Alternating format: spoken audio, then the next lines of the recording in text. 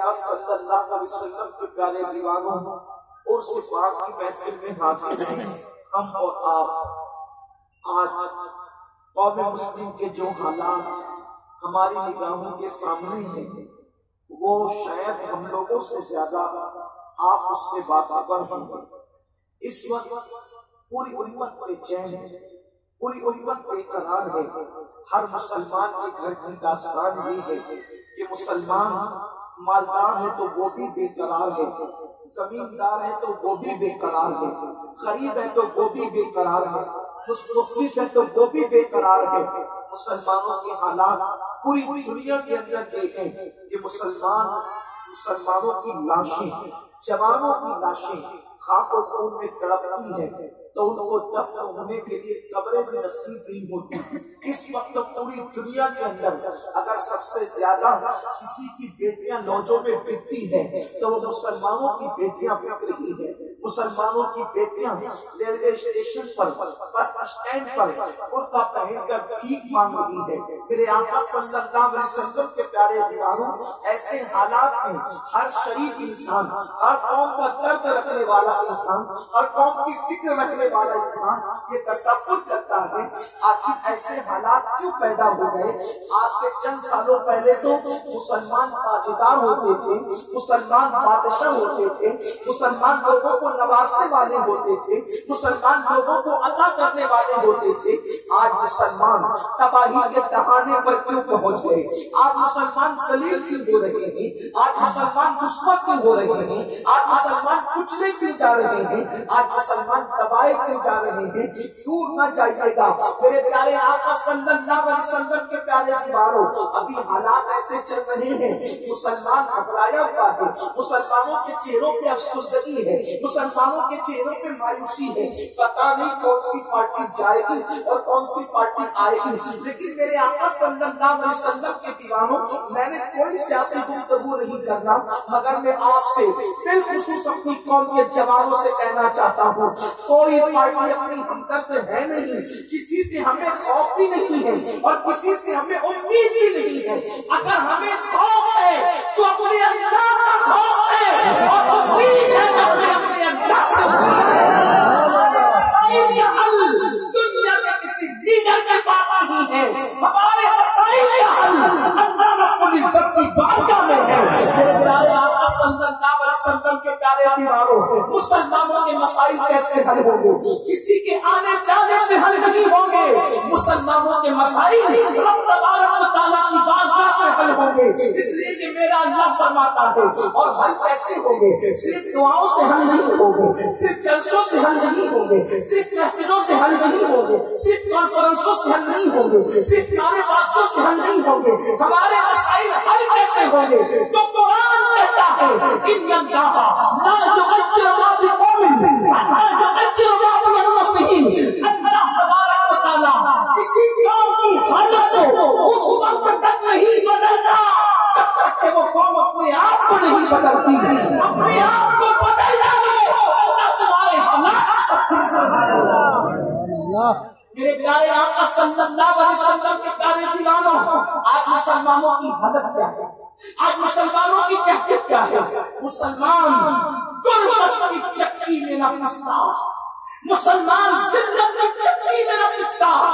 اگر مسلمان اپنا تعلق اپنے اللہ سے جوڑے رکھتا، اپنے رسول سے جوڑے رکھتا، حیرت ہے جس کا رب اللہ ہو، جس کا رب اللہ ہو اور جس کا رسول مصطفیٰ جان رحمت ہو، وہ قوم تباہ کیوں ہے؟ اپنے اللہ کی طاقت کتنی ہے، اپنے رب کی طاقت کتنی ہے۔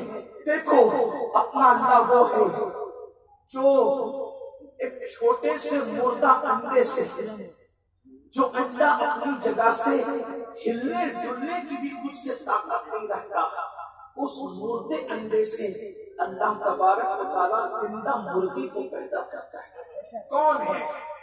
کون ہے جو انڈے کے اندر جان پیدا کرتا ہے؟ وہ اپنا اللہ ہے۔ کون ہے جو آسمان سے بارش برساتا ہے؟ وہ اپنا اللہ ہے۔ کون ہے جو زمین سے سبزہ اگاتا ہے؟ وہ اپنا اللہ ہے۔ کون ہے جو ماں کے پیٹ میں بچے کی صورت بناتا ہے؟ وہ ماں کا پیٹ جہاں سوئی داخل نہیں کی جا سکتی، اس کے اندر کوئی تو ہے جو بچے کی صورت بناتا ہے۔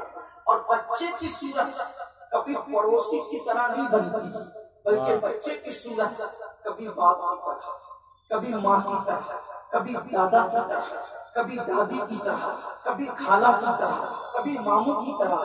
وہ کون ہے جو ماں کے پیٹ میں صورت بناتا ہے؟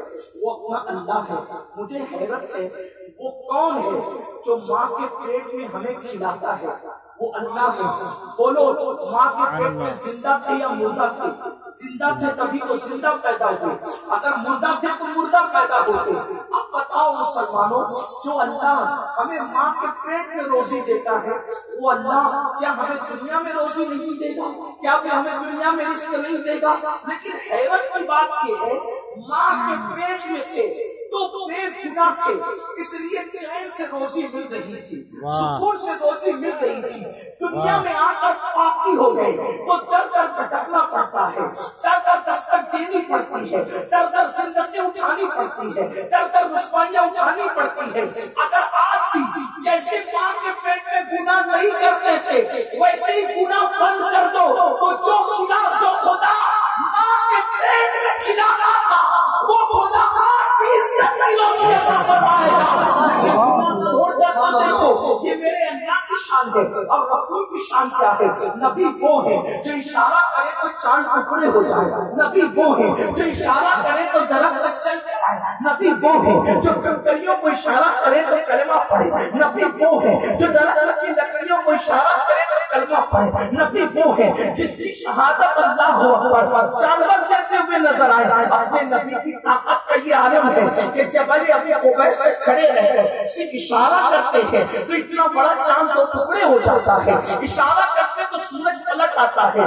اتنا طاقتور نبی جس کا نبی ہو، ہم جس کا کلمہ پڑھتے ہو، بس بات اتنی ہے اللہ سے بھی تعلق کمزور ہو گیا، رسول سے بھی تعلق کمزور ہو گیا، اس لیے ہمیں یہ حالات سے دو چار ہونا پڑتا ہے۔ جس دن مسلمان اپنے اللہ سے اور اپنے رسول سے اپنے رشتے کو مضبوط کر لے گا، اس دن مسلمان ٹھوکر مارے گا تو ٹھوکر مارنے سے اس کے پیروں کے اندر خزانے پیدا ہوں گے، جہاں پیر لگائے گا وہاں سے پانی نکلنے لگے گا۔ یہ کوئی کہانی قصہ نہیں ہے میرے پیارے آقا صلی اللہ علیہ وسلم کے پیارے دیوانوں، آؤ میں آپ کو بتاؤں، کیونکہ یہ عرس کی محفل ہے، میں تھوڑی سی آپ کی توجہ چاہتا ہوں۔ دیکھو ایک وقت وہ تھا، ایک عورت حضرت سیدنا بابا فرید الدین گنج شکر رحمت اللہ علیہ کے پاس آئی اور آنے کے بعد کہتی ہے بابا صاحب میری بیٹی کی شادی ہے، ابھی تک انتظام نہیں ہوا ہے، حضرت کوئی انتظام کر دے۔ بابا فرید رحمت اللہ علیہ نے اس بڑھیا سے کہا مائی جاؤ اور جا کر کے جو مٹی کا ڈھیلا وہ سامنے نظر آتا ہے وہ اٹھا کر کے لاؤ۔ جیسے وہ مٹی کا ڈھیلا اٹھا کر کے لائی، بابا